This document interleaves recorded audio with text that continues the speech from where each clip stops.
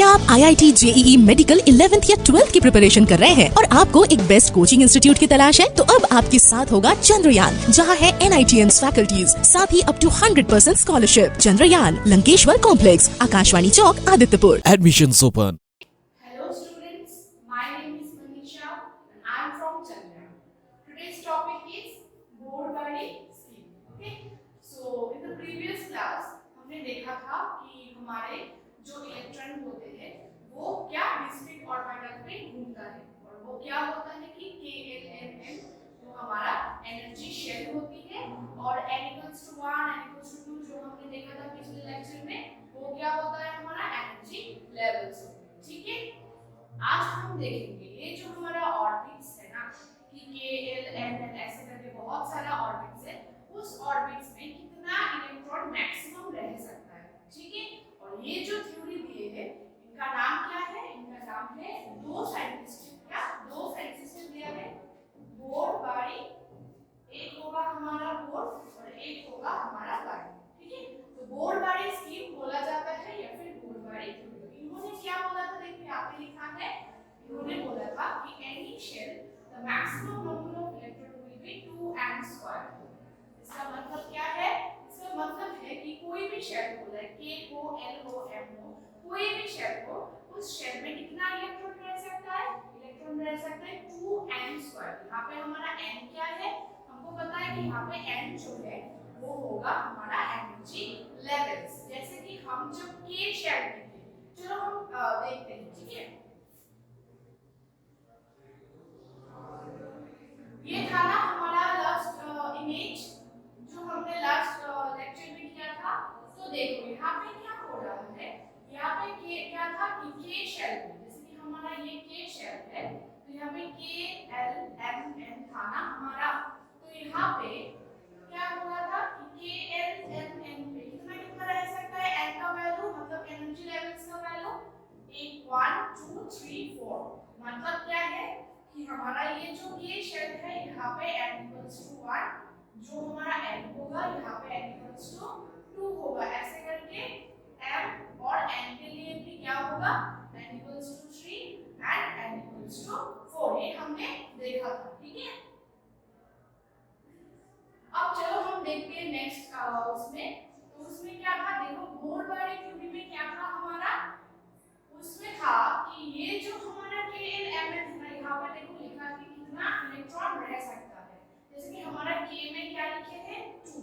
क्यों 2 रहेगा बेटा? चलो 2 इसलिए रहेगा, देखो हम कैलकुलेट करते हैं। चलो देखो K क्या होगा वैल्यू? n equals to क्या होता है? n होता है। तो हम इन्होंने क्या बोला था बोर्ड वाले ने कि 2n² रह सकता है। ठीक है, तो अगर 2n² फॉलो करें तो 2 into n का वैल्यू क्या है? 1, सो 1² तो हमारा क्या हो जाएगा?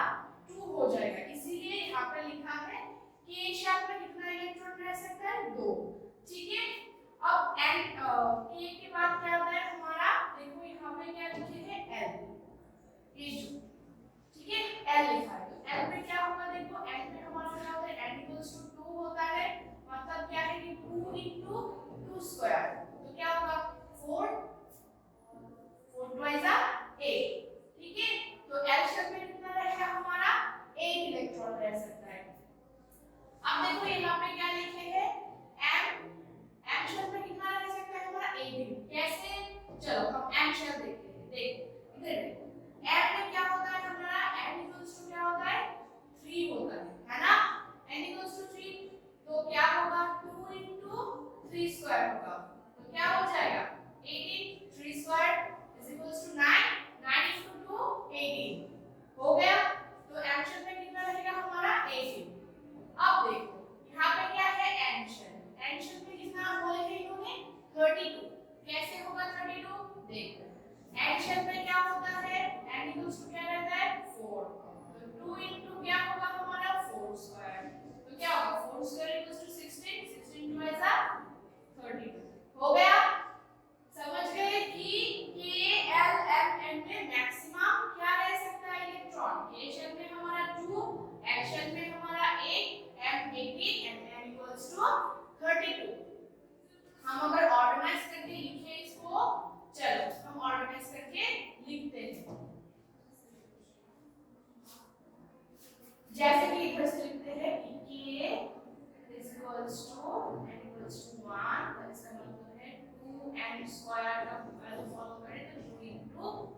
स्क्वायर इक्वल्स टू 2, है ना। n में क्या होगा, n इक्वल्स टू 2, मतलब 2n स्क्वायर फॉलो करे तो 2 इक्वल टू 2 स्क्वायर, मतलब क्या होगा हमारा 8। ओके, m में क्या होगा, n इक्वल्स टू 3, मतलब 2n स्क्वायर फॉलो करे तो 2 इंटू 3 स्क्वायर इक्वल्स टू 18। और इसके बाद क्या है n, n में क्या होगा, n इक्वल्स टू 4, मतलब 2n स्क्वायर, मतलब 2 into 4 square equals to 32। Clear है, ये हमारा k का, l का, m का। ओके, सो क्या कह सकते हैं, हर एक शेल में हमारा क्या होगा, क्या क्या करेगा, फॉलो 2n स्क्वायर। तो k में n इक्वल्स टू 1 और k में n equals to 1, n equals to 2, n equals to 3, n equals to 4। इसी हिसाब से ये जो आया हमारा 2n स्क्वायर करके सारे वैल्यूज आया। ठीक है, ये क्लियर है। देखो तो ये जो थ्योरी है इन्होंने दिया, हमारा बोर्ड बारी स्कीम से पता चलता है कि हर एक शेल में मैक्सिमम इलेक्ट्रॉन कितना रहेगा, 2n स्क्वायर। n का क्या होता है, n होता है हमारा एनर्जी लेवल्स। ओके, चलो हम नेक्स्ट स्लाइड पे जाते हैं। अब देखो यहाँ पे क्या है ना, यहाँ पे हमारा हम जानेंगे वैलेंस शेल कौन सा होता है। ठीक है, ये एलिमेंट तो हमने देख ली ना, तो वैलेंस शेल कौन सा होगा। चलो, वैलेंस शेल जो है ना, वैलेंस शेल होगा कोई भी एटम का लास्ट जो शेल होगा, कोई भी एटम का लास्ट जो शेल होता है वो कंसीडर किया जाता है वैलेंस शेल। क्या, अगर हम टर्म में लिखेंगे तो क्या होगा, टर्म में लिखेंगे तो हमारा ये होगा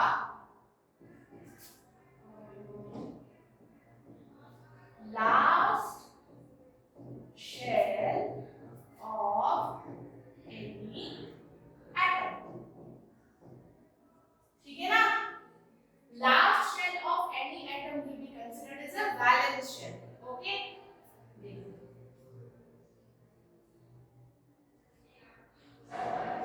ये दिखाई दे रही है, यहाँ पे क्या है, देखो इलेक्ट्रॉन कैसे घूम रहा है। ये हमारा क्या है, ये जो है ये हमारा न्यूक्लियस है। ठीक है, और न्यूक्लियस के चारों तरफ देखो ये जो घूम रहा है ये क्या है हमारा, ये है हमारा ऑर्बिट्स, डिस्क्रीट ऑर्बिट्स। और यहाँ पे हमारा वैलेंस शेल कौन सा होगा, ये जो हमारा लास्ट शेल है ना, लास्ट में देखो, ये देखो दिखाई दे रहा है वैलेंस शेल कौन सा है, ये देखो ये जो लास्ट है ये हमारा वैलेंस शेल है। ठीक है, ये जो लास्ट है, लास्ट वाले जो ऐसे घूम रहा है ना, तो लास्ट जो ऑर्बिट से जो ऐसे घूम रहा है ये होगा हमारा वैलेंस शेल। ठीक है, अगर हम यहाँ पे देखें, हाँ चलो, ये जो है हमारा ये होगा हमारा वैलेंस शेल। और वैलेंस इलेक्ट्रॉन क्या होगा, ये जो इलेक्ट्रॉन वैलेंस शेल में रहता है वो होगा हमारा वैलेंस इलेक्ट्रॉन। क्या, वैलेंस शेल कौन सा होगा, कि last shell of any atom, ये हो गया हमारा वैलेंस शेल। अब वैलेंस इलेक्ट्रॉन कौन सा होगा, वैलेंस इलेक्ट्रॉन ये होगा the electrons present in valence shell. ठीक है, क्या लिखे हैं कि वैलेंस शेल है last shell of any atom और वैलेंस इलेक्ट्रॉन है the electrons present in valence shell. मतलब क्या है कि ये जो हमारा इलेक्ट्रॉन है जो लास्ट शेल में घूम रहा है, जो हमारा वैलेंस शेल है, ये जो इलेक्ट्रॉन है ये होगा हमारा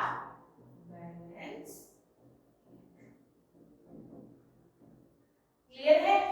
तो मतलब वैलेंस शेल कौन सा होगा? Last shell of any atom will be considered as a valence shell and the electron present in that shell will be valence electron. Okay, जो लास्ट शेल होता है वो हमारा वैलेंस शेल होता है और उस शेल में जो भी इलेक्ट्रॉन रहेगा उनको कहा जाएगा वैलेंस इलेक्ट्रॉन।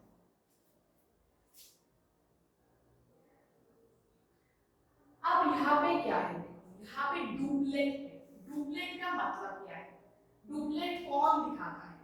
जैसे कि हम जानते हैं कि कोई भी एटम केमिकल रिएक्शन में पार्टिसिपेट क्यों करते हैं या फिर कोई भी एटम एक्टिव रिएक्टिव कुछ भी है क्यों होता है? क्योंकि हर कोई स्टेबल होना चाहता है। ठीक है, तुम भी पढ़ाई कर रहे हो स्टेबिलिटी के लिए, तो हर कोई स्टेबल होना चाहते हैं, इसीलिए वो क्या करते हैं? रिएक्टिव होते हैं। कैसे कैसे स्टेबल होंगे रिएक्टिव होने में? क्योंकि जो हमारा इनर्ट गैस है, इनर्ट गैस कौन सा? नोबल गैस जिसको कहा जाता है, हीलियम, नियन, आर्गन, ऐसा जो भी गैस है जो भी हमारा पीरियोडिक टेबल में लास्ट में है वो हमारा इनर्ट गैस है। उनका जो इलेक्ट्रॉनिक कॉन्फ़िगरेशन है वो कैसा है? वो है कि उनका जो लास्ट शेल मतलब उनका जो वैलेंस शेल है, जो हमने अभी देखा, वैलेंस शेल में 8 इलेक्ट्रॉन रहते हैं। ठीक है, वो होगा उनका स्टेबल कॉन्फ़िगरेशन। तो उनको कहा जाएगा क्या? 8 इलेक्ट्रॉन रहते हैं तो ऑक्टेट, वो हम बाद में देखेंगे। यहाँ पे क्या है? Duplet. Duplet only one element shows. कौन है वो? वो है हमारा हीलियम। ठीक है, देखो यहाँ पे है ये जो ये जो हमारा हीलियम है ना, ये दिखाता है, ये देखो ये जो हमारा हीलियम है ये क्या दिखाता है? डुप्लेट दिखाता है। डुप्लेट, डुप्लेट का मतलब होता है 2। क्या मतलब होता है? 2 मतलब उनके लास्ट शेल मतलब वैलेंस शेल में 2 ही इलेक्ट्रॉन रहते हैं।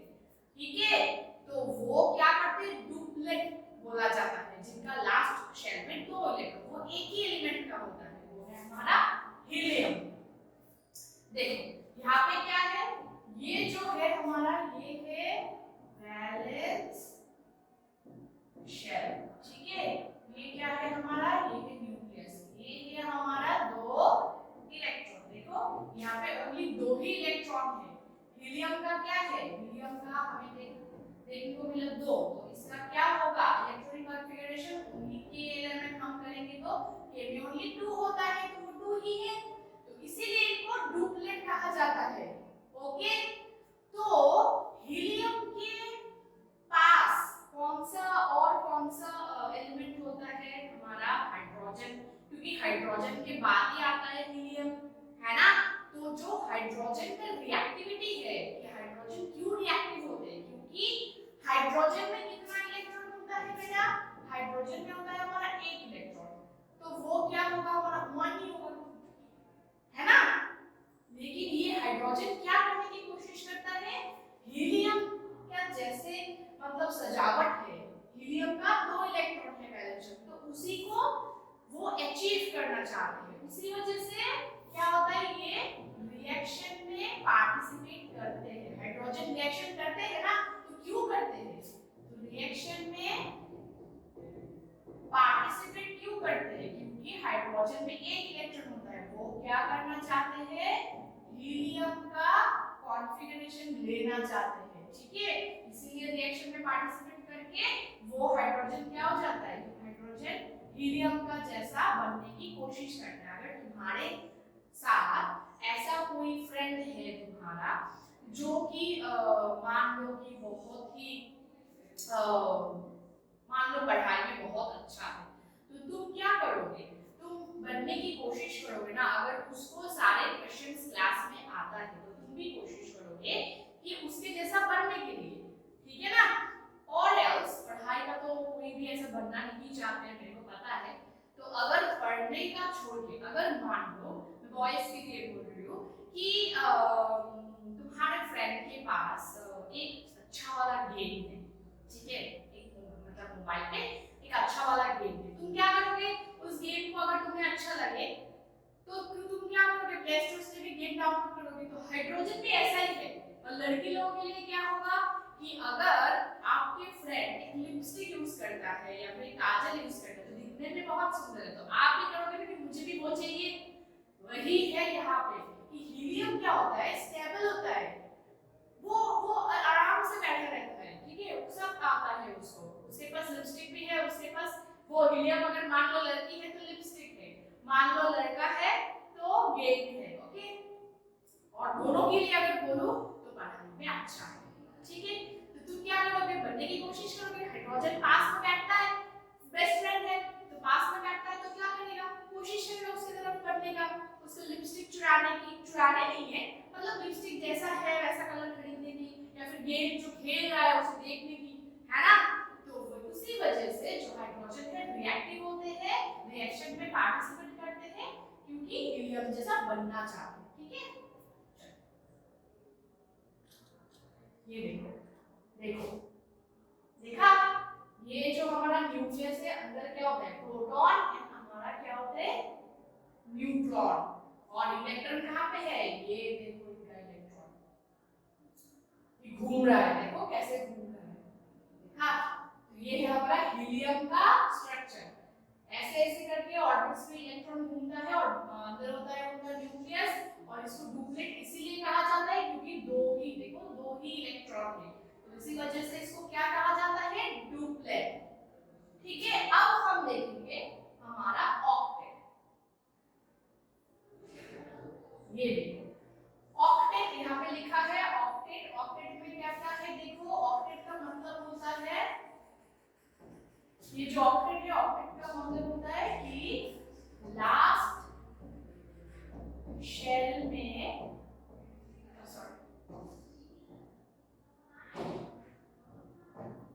लास्ट शेल में कितना इलेक्ट्रॉन रहेगा, एक इलेक्ट्रॉन।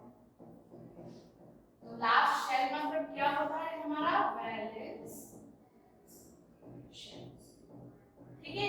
तो वैलेंस शेल में कितना इलेक्ट्रॉन रहता है, ऑक्टेट इसलिए बोला जाता है क्योंकि वैलेंस शेल में उनका 8 इलेक्ट्रॉन रहता है, तो इसीलिए इनको ऑक्टेट बोला जाता है, और वो भी स्टेबल कॉन्फ़िगरेशन है। हीलियम को छोड़िए बाकी सारे जो एलिमेंट्स हैं हमारे पास, sodium, magnesium, aluminium, silicon, calcium, potassium, जो भी एलिमेंट है ना, वो सब स्टेबिलिटी के लिए ऑक्टेट फुलफिल करना चाहते हैं। क्यों, क्योंकि हीलियम को छोड़ के बाकी जो भी हमारा नोबल गैसेस है, जैसे कि आर्गन, क्रिप्टॉन, ज़ेनन, रेडियम, सबका लास्ट शेल में, वैलेंस शेल में एक इलेक्ट्रॉन होता है, इसीलिए, ठीक है। देखो यहाँ पे क्या है, ये होगा उनका वैलेंस शेल, ये किसका है, देखो ये नियन का है, नियन का कितना होता है, एटॉमिक नंबर देखो यहाँ पे लिखा है 10, नियन का कितना होता है, 10 होते हैं, तो इसका क्या है, क्या कॉन्फ़िगरेशन होगा नियन का, 2 और 8 हो गया ना, लास्ट शेल में एक, जो भी लास्ट आएगा शेल में मैंने बोला था वही होगा वैलेंस शेल और लास्ट शेल। तो यहाँ पे क्या है, 1 है, देखो 1 2 3 4 5 6 7 8 हो गया 8 इलेक्ट्रॉन, और अंदर में 2 है, तो 2 कौन सा है, 2 है आपका ये 1 2, ये होगा आपका K और ये होगा आपका L, ठीक है, समझ आई बात। लास्ट शेल में कितना होता है, एक इलेक्ट्रॉन होता है, देखो यहाँ पे एक इलेक्ट्रॉन है, लास्ट शेल में मैंने दिखाया येलो कलर का जो गोल है वैलेंस शेल में, और जो रेड कलर का है वो अंदर का शेल है, ये होगा आपका न्यूक्लियस, ठीक है। देखो ऐसा है, यहाँ पे क्या है, आर्गन, और एक एग्जांपल क्या है आपका, आर्गन, आर्गन का कितना होता है 18, तो आर्गन का अगर कॉन्फ़िगरेशन लिखोगे तो क्या होगा, 2 8 इसके बाद 8, तो इनका लास्ट शेल क्या होगा, अगर ये K है, L है, इनका लास्ट शेल है M, है ना। तो देखो यहाँ पे क्या है, पहले 2 है, ये 2 इलेक्ट्रॉन, फिर 8, देखो 8 है, 1 2 3 4 5 6 7 8, फिर 8 है, 1 2 3 4 5 6 7 8, ये हमारा क्या है, इलेक्ट्रॉन है। तो यहाँ पे ये जो है हमारा K है, ये अंदर का क्या है, ये हमारा न्यूक्लियस। ठीक है, तो इनका भी लास्ट शेल में मतलब वैलेंस शेल में कितना होता है, 8 इलेक्ट्रॉन होता है। तो हमने दिखा दिया लास्ट जो वायलेट कलर का गोल है वो हमारा क्या होगा, वैलेंस शेल। यहाँ पे वैलेंस शेल कौन सा है, ये होगा हमारा वैलेंस शेल। ठीक है,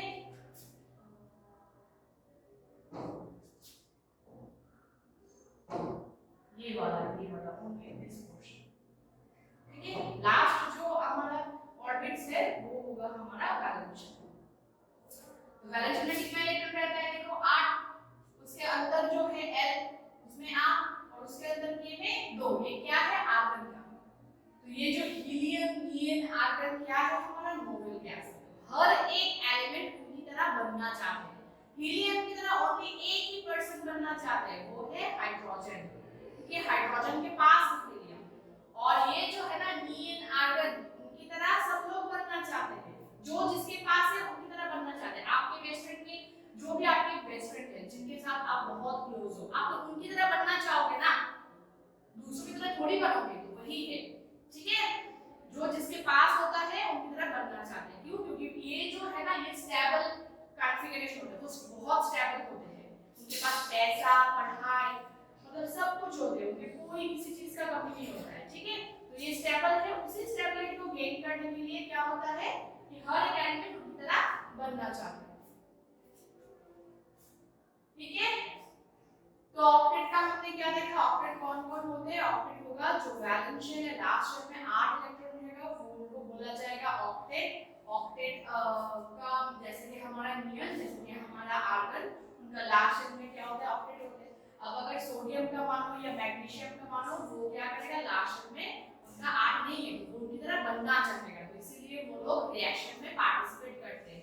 ठीक है, वो रिएक्ट करते हैं इसके साथ, जैसे कि हमारा सोडियम क्लोराइड बन गया एक सॉल्ट रिएक्शन में, है ना, मैग्नीशियम क्लोराइड बन गया। तो वो क्यों बनते हैं, वो ऑक्टेट फुलफिल करते हैं, कंपाउंड बना के स्टेबल होते हैं। ठीक है, चलो ये देखो नियन का कॉन्फ़िगरेशन, ये हमारा है न्यूक्लियस, ये जो है ये क्या है हमारा K शेल है, और ये जो है ये हमारा L शेल है। तो नियन का 10 है, तो क्या होगा 2 8 होता है। तो लास्ट में क्या होता है,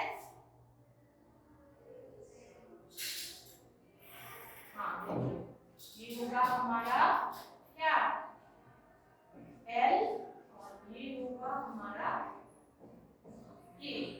K में होता है कितना, 2 इलेक्ट्रॉन, और L में होता है 1 इलेक्ट्रॉन। ये किसका है, नियन का, नियन 10 इलेक्ट्रॉन, इसका कॉन्फ़िगरेशन 2 8, ये L। समझ आई बात,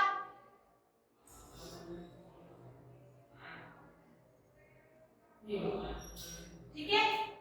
चलो आर्गन का देखते हैं। ये देखो आर्गन का सेम है। आर्गन के पास क्या होगा, K आएगा, L आएगा, M आएगा, 3 शेल आएगा। क्या आएगा, K L M। K में होता है 2, L में होता है 1, M में सॉरी K L M, हाँ M में होता है 1। K L M तीनों में 1 इलेक्ट्रॉन होता है। K में 2 होता है, L और M में 1 इलेक्ट्रॉन होता है। वो क्या होता है, आर्गन का 18। तो 18 अगर है तो उनका कॉन्फ़िगरेशन कैसा है, इलेक्ट्रॉनिक कॉन्फ़िगरेशन कैसा होगा हमारा, आर्गन का KL M 2 8 8, ये होगा हमारा M, ये होगा हमारा L, ये जो है ये होगा हमारा K। ओके, ठीक है, यही होता है। देखो इनका मूवमेंट हो गया क्लियर।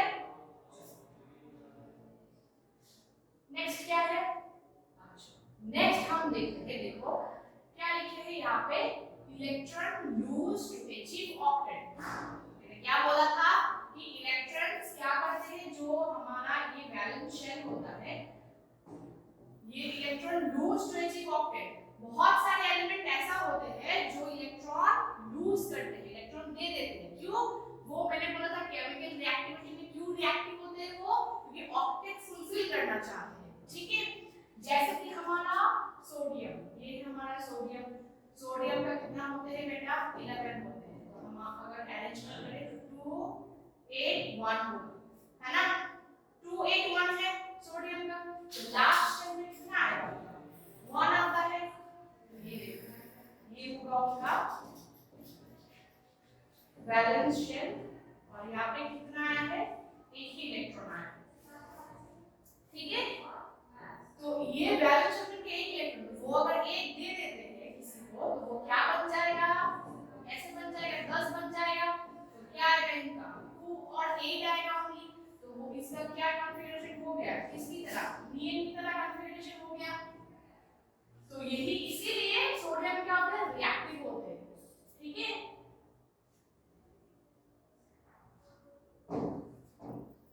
अगर हम अरेंज करके लिखे इसको, जैसे कि मान लो ये होगा हमारा वैलेंस शेल, ओके। यहाँ पे एक इलेक्ट्रॉन है, देखो वैलेंस इलेक्ट्रॉन सोडियम 1 एक इलेक्ट्रॉन। तो सोडियम का क्या होता है 11 मतलब क्या है 2 8 1, ये 1 दे देंगे तो क्या हो जाएगा सोडियम 10 इनकी तरह हो गया डीएन की तरह। वो क्या हो जाएगा 2 8, तो क्या हो गया हमारा स्टेट, ठीक है। अगर मैग्नीशियम का सोचे तो मैग्नीशियम का क्या होते हैं 12, तो वो क्या है 2 8 2, वो 2 इलेक्ट्रॉन देंगे। तो क्या हो जाएगा मैग्नीशियम से हो जाएगा Mg10, वो भी हो गया हमारा नीम की तरह, ठीक है। तो वो तब क्या हो जाएगा 2 8 हो जाएगा, ठीक है। तो देखो ये होगा मैग्नीशियम का बैलेंस शेल, और ये है 2 इलेक्ट्रॉन।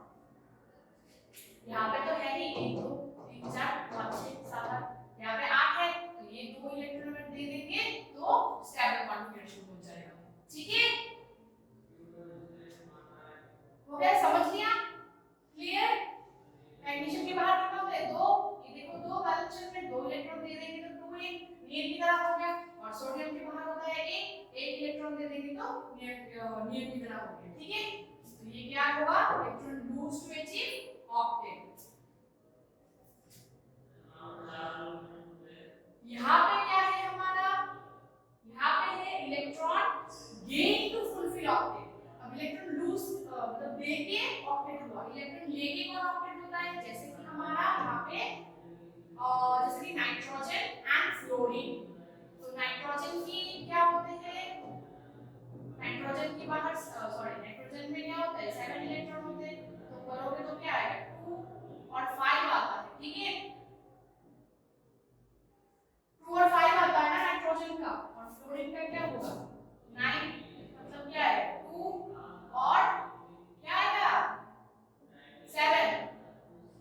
तो देखो यहाँ पे क्या है, ये होगा उनका बैलेंस शेल, है ना दोनों का। तो यहाँ पे कौन सा इलेक्ट्रॉन है देखो 1 2 3 4 5 बैलेंस इलेक्ट्रॉन, यहाँ पे 1 2 3 4 5 6 7 हुआ ना 7, और यहाँ पे 5, यहाँ पे 5, यहाँ पे 7, यहाँ पे देखो हो गया बैलेंस शेल में। फ्लोरीन का कितना रहा 7 इलेक्ट्रॉन, और यहाँ पे जो नाइट्रोजन है उनका कितना रहा 5 इलेक्ट्रॉन। तो देखो अब ये क्या करेगा, मैंने क्या लिखा electron gain to fulfil octet. तो 5 को अगर 8 बनना है, क्या बनना है 5 टू 8 बनने के लिए कितना इलेक्ट्रॉन चाहिए, सॉरी 5 टू 8 बनने के लिए कितना इलेक्ट्रॉन चाहिए 3 इलेक्ट्रॉन। और यहाँ पे 7 से 8 बनने के लिए कितना इलेक्ट्रॉन चाहिए 8 इलेक्ट्रॉन। तो वो क्या चाहिए ना, चाहिए, तो वो क्या करेंगे वो इलेक्ट्रॉन गेन करेंगे, ठीक है। ये भी क्या करेगा इलेक्ट्रॉन गेन करेंगे, ये करेंगे 3 इलेक्ट्रॉन गेन, ये करता है हमारा 1 इलेक्ट्रॉन, ठीक है। नाइट्रोजन में 7 एटॉमिक नंबर नाइट्रोजन का होते हैं, तो हम अगर की एलिमेंट पे इलेक्ट्रॉनिक कॉन्फ़िगरेशन करें तो क्या आएगा 2 and 5 आता है, ठीक है। तो 5 होता है, तो 5 से हमारा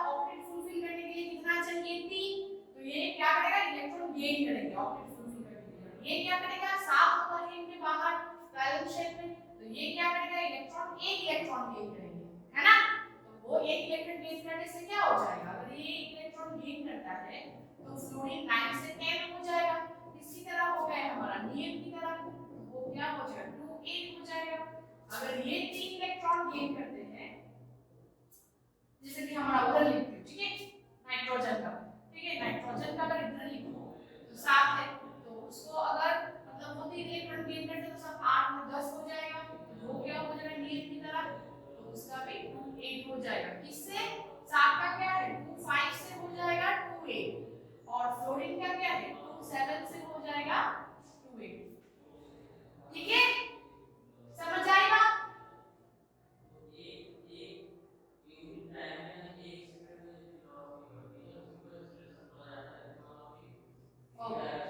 नाउ देखो और दो चीज है, एक होगा हमारा यहाँ पे क्या है मास नंबर, एक होगा हमारा मास नंबर, देखो यहाँ पे क्या मास नंबर, और एक होगा हमारा एटॉमिक नंबर।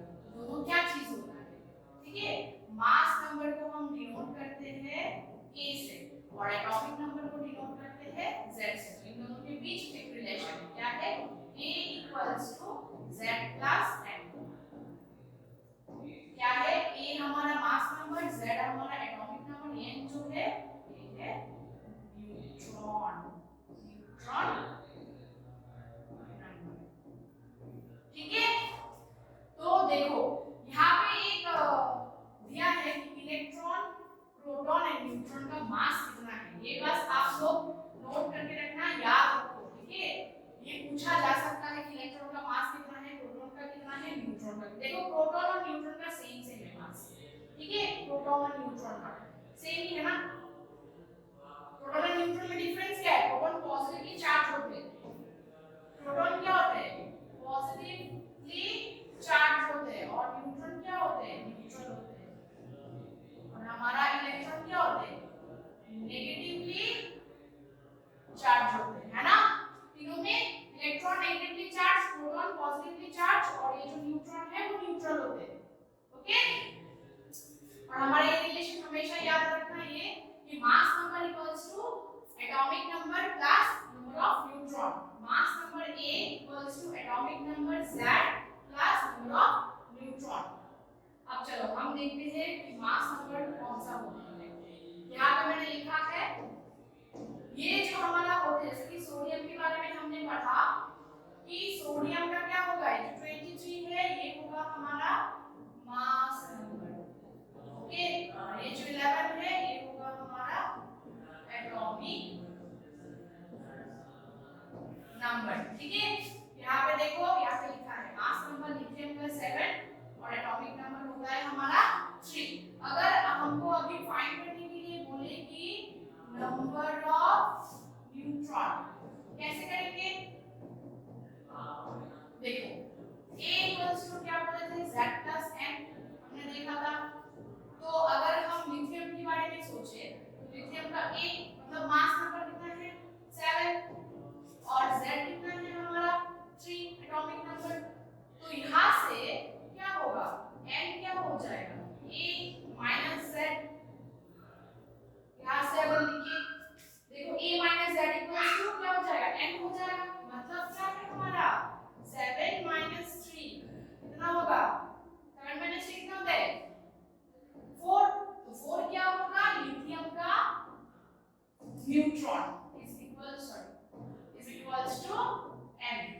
तो हम बोल सकते हैं number of neutron is equals to 4। Lithium में कितना होगा 4 होगा, जो भी मास नंबर रहेगा उसमें से हम एटॉमिक नंबर को माइनस करोगे तो आपका न्यूट्रॉन नंबर आ जाएगा। ठीक है, यही रिलेशन से डेवलप किया है। अगर हम ये करें तो क्या आएगा, कमेंट सेक्शन में बताओ मेरे को, ये आपका होमवर्क रहेगा, कमेंट सेक्शन में बताना कि यहाँ पे नंबर ऑफ न्यूट्रॉन कितना आएगा। ठीक है, नंबर ऑफ न्यूट्रॉन सोडियम में कितना आएगा। और एक है कि हम अगर मैग्नीशियम के बारे में सोचे तो मैग्नीशियम का कितना होते हैं 12 होता है हमारा एटॉमिक नंबर, और यहाँ पे 24 होता है हमारा मास नंबर। ठीक है, तो यहाँ पे नंबर ऑफ न्यूट्रॉन कितना होता है ये दोनों हम मुझे कमेंट सेक्शन में बताना आंसर, ठीक है। ये क्या होगा, मास नंबर, और ये क्या है, एटॉमिक नंबर, ठीक है। क्या लिखा है, mass number, atomic number. Magnesium and sodium का मुझे बताना कमेंट में कि नंबर ऑफ न्यूट्रॉन क्या होगा। लिथियम का हमने देख लिया, नंबर ऑफ न्यूट्रॉन 4 है। कैसे किया, समझ आया? अगर ये समझ आया तो ये कर सकते हैं। हमेशा याद रखना ये फॉर्मूला, A = Z+I